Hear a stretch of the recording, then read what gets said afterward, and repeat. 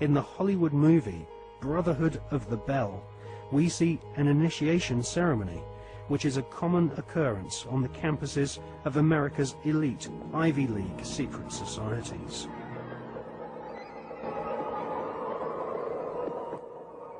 Mr. Patterson, Philip Everest Dunning, Mr. Chad Harmon, Mr. Dunning. Mr. Dunning, the articles and letters of the Brotherhood.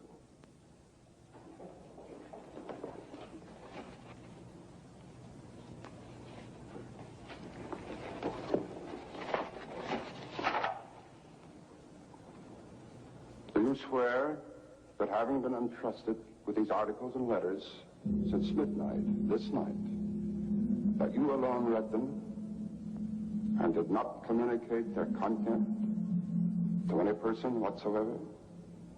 I so swear. Having so sworn, are you now prepared to go forward? I am prepared.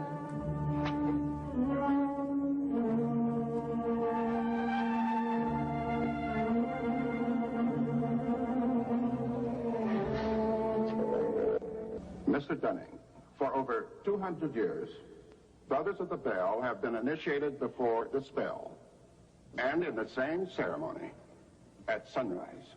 22 years ago, Mr. Patterson stood due east in your place, and I became his senior, as Mr. Patterson is now yours. One day, Mr. Patterson will stand due south, and he will induct a Brother of the Bell, and you will become senior.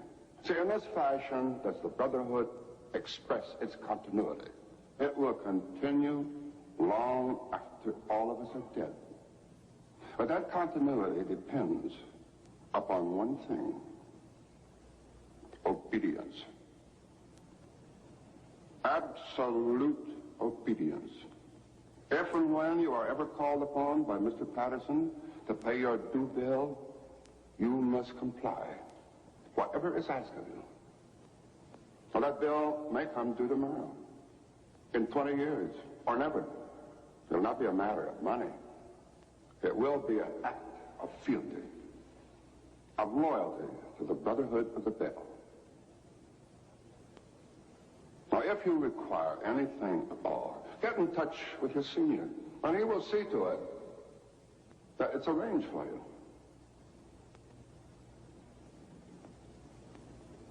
Are you ready for the oath? I am. The oath, gentlemen. I, Chad Dunning, do swear in absolute faith that I shall reveal no secret of the Brotherhood of the Bell, that I shall respect my brothers and myself, that I will act as they desire,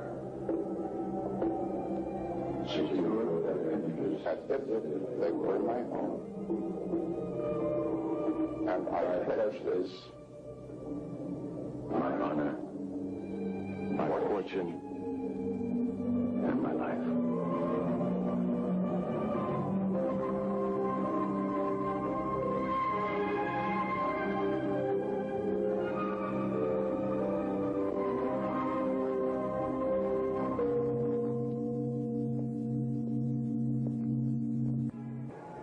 I still find it incredible that I could get anything I want. Anything a man could get with money, privilege, and the best connections. You know, it just occurred to me that we're part of the establishment now. Not part. The establishment.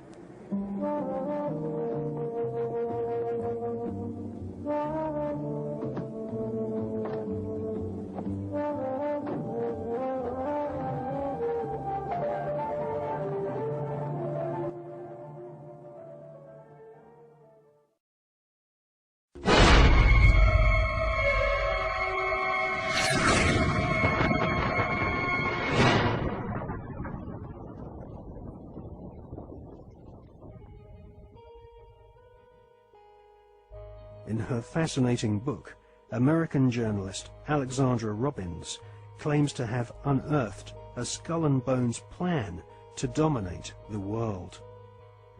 One can't help recognizing the fact that in the 170 years since the formation of the Skull and Bones Society, it has members in the most influential jobs all over the world.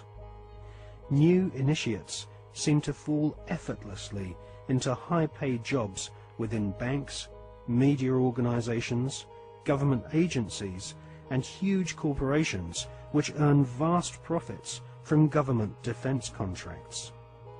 Some researchers claim that all members agree to tithe their wealth over to the society, thus ensuring that their offspring will become future initiates of the Brotherhood of Death.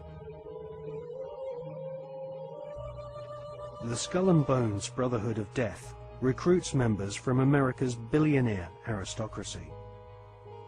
Multiple generations of the Bush family have taken part in sick satanically inspired rituals along with members of wealthy families who are behind some of America's most famous brand names.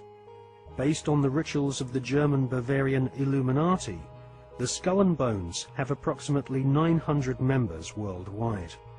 George W. Bush has initiated 5 fellow Bonesmen to join his administration, including William Donaldson, who is head of the American Securities and Exchange Commission. Upon initiation into the Skull and Bones, candidates are told that they must forever deny their membership. The psychological mind programming and brainwashing which goes on inside the tomb can only be guessed at, as no Bonesman has ever broken the fraternity's rule of silence. Fellow students at Yale have often said that on the night of ceremonies, blood-curdling yells and shrieks can be heard from inside the tomb. Some say the initiates are forced to wrestle in mud and are even beaten. This technique has been used by the CIA and EST brainwashing organizations who seek to wear down the subject mentally and physically using a program of punishment and verbal abuse. Once the will of the candidate has been broken, and they have divulged all their sexual secrets to the elder Bonesmen, they stand naked and are reborn in a mockery of a Christian baptism, with elder Bonesmen dressed as the Pope and the Devil conducting the ritual. Ron Rosenbaum is a journalist who writes for the New York Observer. He secretly filmed an initiation ceremony from the top of a building near the Skull and Bones headquarters. Members of the order dress up as the Devil, the Pope, and a kind of Don Quixote character.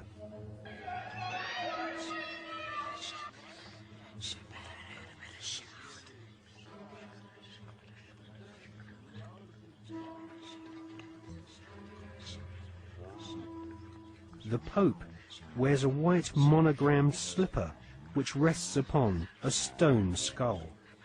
Each initiate is led into a chamber where fellow members shout obscenities and abuse the new initiate.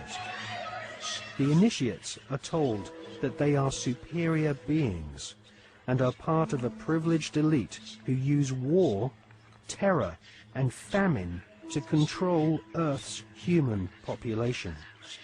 This callous philosophy was illustrated in the Hollywood movie Skulls, made in 1999.